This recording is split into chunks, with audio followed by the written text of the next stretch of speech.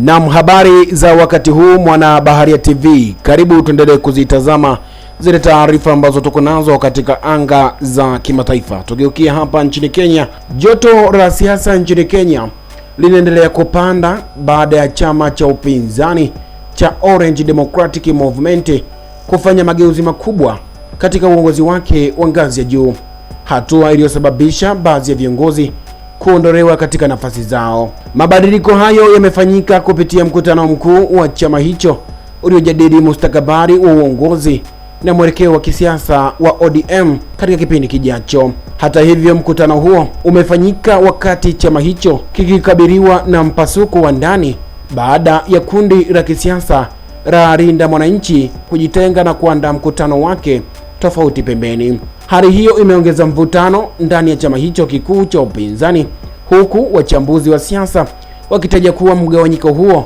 unaweza kuathiri umoja wa ODM katika harakati zake za siasa.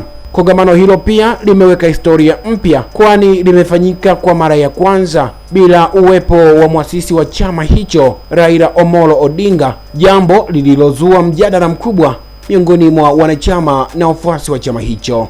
Mtazamaji wa Baharia TV, maoni yako ni yapi kuhusiana na taarifa hii? Hii ni Baharia TV. Asante kwa kuifuatilia Baharia TV. Usisahau kulike, kusubscribe, kucomment na kushare.